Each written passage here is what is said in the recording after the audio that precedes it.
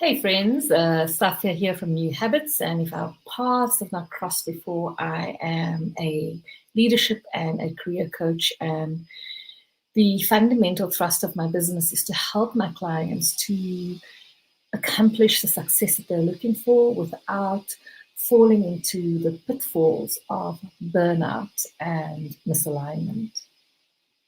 In this video, I want to share with you an element of self-love that I think is so fundamental, especially when you're thinking about combating burnout. And, it is so important as an element of self-love, but as an element, as a practice all by itself, it has got for us so many benefits and so many advantages that I don't think that any of us can really and truly afford to ignore this practice. And this is the practice of self-compassion. Now, in my professional life, I've spent many, many hours clarifying and understanding what empathy and what sympathy means. But never in my professional life have I ever had a conversation about compassion and how self-compassion is an important part of the professional and the success creation process.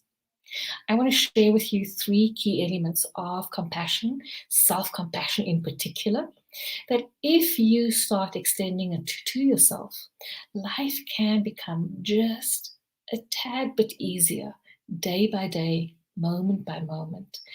And you can start reconnecting with your power in a way that is truly transformative for yourself.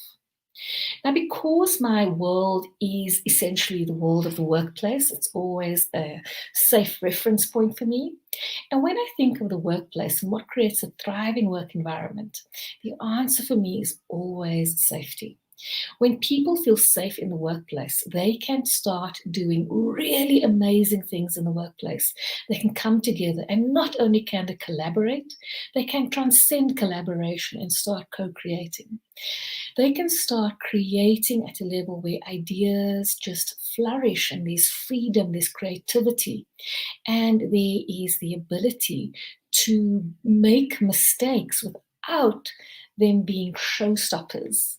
And the more safe people feel, the more bold and audacious they can become in the things that they try and the things that they play around with. And that essentially means that the probabilities of them creating something phenomenal increases exponentially. Teams that are safe with each other are teams in which they reduce the costs, because you at the moment when there is very little trust and safety in an environment, there are 4I principles, there are 6I principles. Apparently, in some places, there are now 10I principles, which means that it is risk management overload. And because they're able to create so easily, and because they can create maybe not so easily, but more easily and more bravely and courageously and audaciously, what they can put out into the market can sometimes just be heart-stoppingly amazing. And so thriving is a critical part, or safety is a critical part of creating a thriving environment. Safety and trust is something that makes it possible for people to create amazing businesses. Why then would it not be something that helps us to create amazing lives? And for me, that's what self-compassion is. Self-compassion is, things go wrong, mistakes get made. But self-compassion makes it safe enough inside of ourselves for us to continue to progress, to proceed in spite of the difficulties that come with being alive. No single human being is spared the discomforts of challenging life experiences, of challenging emotions. And one of the things that our subconscious mind does is it makes challenging situations, challenging emotions into something not. Our subconscious minds play a game in which it plays a pretty dirty game, in which instead of looking at a situation objectively, instead of looking at a mistake we've made in terms of a natural part of the process of learning, what it does is it says to us that something is fundamentally wrong with us. It says to us that at some deep level, we are not enough, we are inadequate. It might even go so far as to say we're guilty of something and we're shameful in our existence. Of course, it's not true. It really doesn't matter what anyone has done. There is always redemption. There is always a way of progressing and proceeding in spite of it. There's always a way of learning and being a more vital and more, beautiful human being on the back of that experience. But if we get caught up in the narrative that something is fundamentally wrong with us, then that becomes our truth. And then something is fundamentally wrong with us. And our limitations are just even more exaggerated. And our potential is diminished in many, many countless ways. So when we practice self-compassion, we allow ourselves to look at reality for what it is, to see ourselves as part of a journey or as travelers in a journey where we are picking up experiences that will teach us and guide us towards a bigger, grander version of ourselves. And by grander, I don't mean like, Steve Jobs grand or Oprah Winfrey grand. I mean, each and every single one of us can contribute in a way that is more significant to ourselves, more meaningful to ourselves. However that happens, like any way, shape, and form, each and every single one of us has the potential for growth. If we practice more and more self-compassion, that growth becomes more manifest in our lives. So what are the elements of self-compassion? The elements of self-compassion, threefold. They're all interconnected. They are not separate, but they are threefold. The first element is the element of extending kindness to ourselves. We all have within ourselves a deep capacity to extend kindness to other human beings. And yet somehow we are pretty oblivious to the fact that we can actually extend kindness to ourselves. We can actually extend deep compassion to ourselves. And what I love about the ability to extend kindness to ourselves is that the more practiced we become at extending kindness to ourselves, the deeper, the greater the reservoir of strength that we have for ourselves, the greater our capacity to bear discomfort, to bear the stresses and the anxieties of life and the challenges that come with life, and just the challenges that come with growth. A late friend of mine used to say to me that she defines kindness as that beautiful capacity to lend someone her strength so that they might get through what they need to get through. And so I love that definition of kindness, because if we can lend ourselves a bit of strength, we increase our capacity to do things and to be with things that are pretty challenging and pretty tricky. The second element of compassion is reaffirming for ourselves that what we are experiencing is not something that makes us less human, less valid, less anything. It makes us more human. It's about affirming that tricky, difficult life experiences, tricky, difficult emotions is part and parcel of the human experience. It's part and parcel of this thing that we call life. We are all fallible. We will make mistakes. There are two important things for me about this idea that we are fallible humans will make mistakes.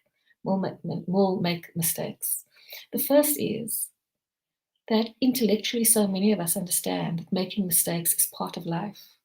And yet we seem to just exclude ourselves from that normal, natural reality of it being part of life. Somehow in the back of our mind, we've got this idea that we've got to get everything right. And the more compassion we experience or offer ourselves, the more we can start to challenge that notion that we've got to get everything right. Because until we challenge that notion that we've got to get everything right, we will not feel safe enough to take more risks. The second thing is that we are created fallible so that we might need each other. We are created fallible so that we depend on each other as human beings. We are mistake-making humans by design, so that we can come to connection with others, so that we can need others. And the mistakes that we make is very often the path to our own happiness. It's our path to self-discovery in so many ways. And if we lack the self-compassion to follow that path of self-discovery, because it is too difficult, because it is too awkward, because it is too painful and too traumatic, we very often never, ever meet the biggest version of ourselves. We never meet the bigger versions of ourselves that are just waiting on the other side of a difficult emotional situation inside of ourselves. And the reason why we don't go there is because A, we don't extend ourselves enough kindness, and B, we've demonized ourselves somehow because we've done whatever we've done. And so when we practice self-compassion, there's this deep recognition, this deep, deep, deep recognition that this is what it means to be human. The third element of self-compassion is that there's this recognition that we have to create moments in our lives, moments of mindfulness, where we can go in and to discover the truth about our situations. This meaning that we create about a certain situation that makes us feel so alien from ourselves. How much distortion is in there? How much have we exaggerated it, or how much have we diminished our right to feel the emotions we feel? You know? And so the mindfulness practice is a practice that allows us to look for reality, to reorganize the narrative, to recreate our inner world in a way that supports us and allows us to be braver and more courageous, and to be more willing to deal with reality as it is, not as our inner critic has fictionalized it to be. I think that journaling is a great way to practice mindfulness. Meditation allows us to see our thoughts for what it is. A simple walk in nature, a moment of conversation, honest conversation with a friend. These are all mindfulness practices in which we bring care, kindness, and love to ourselves. I want to share with you a very, very quick process that you can apply in terms of offering yourself that kindness, in terms of reintegrating your own humanity in spite of what has happened. And it's a mindfulness practice that you can practice anywhere, really. So simply by putting your hands on your chest, on your heart, you create a stabilizing force inside of yourself. Sit with your spine as elongated as possible and hold your hand to your heart. And simply breathe and feel how stabilizing it is to just be in this position of breathing deeply and gently and holding yourself, because this literally is an embrace. And I love this particular posture because this is an extremity with which I engage with the world with. And I'm using it to engage with my inner world. My heart being the center, this core environment, this core part of me, where I know if I'm okay because my heartbeat is gentle, or I know I'm not okay because my heartbeat is all over the show. And so I'm connecting with that part of me. And in a soft, kind, gentle voice, whether you speak to yourself silently or out loud, speak to yourself and say, this is undoubtedly a moment of suffering. This is a moment of trauma, of discomfort, of dis-ease, of stress. And this is a real moment. And I'm experiencing this as a real moment. And this moment doesn't take away from me. This moment doesn't define me, and this moment doesn't describe me. This moment doesn't determine who I am. It's just a moment of experience. It's a moment that's come to me to teach me, and my suffering is here to allow me to explore my inner world, to discover my expectations, to discover my needs. This moment is really just a moment, and it will pass. In this moment of pain, in this moment of discomfort, may I offer myself the kindness I need.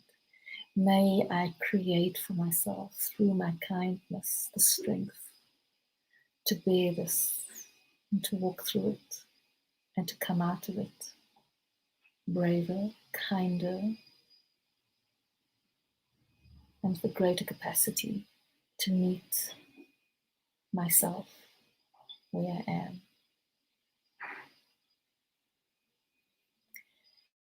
And that is a quiet moment in which you can connect with yourself. It's not complicated, it's for free. And anyone can do it. You don't have to do it in the way that I did it now, but you can do it in a way that works for you. I want to leave you with a short prayer, and the prayer is this: that you are filled with loving kindness for yourself, that you are imbued with peace and ease, that you find happiness, that you find joy, because however you create your inner world is how you will experience your outer world, and it's how you will anoint each and every single experience you have with other human beings. Bye for now, and I look forward to seeing you in yet another video.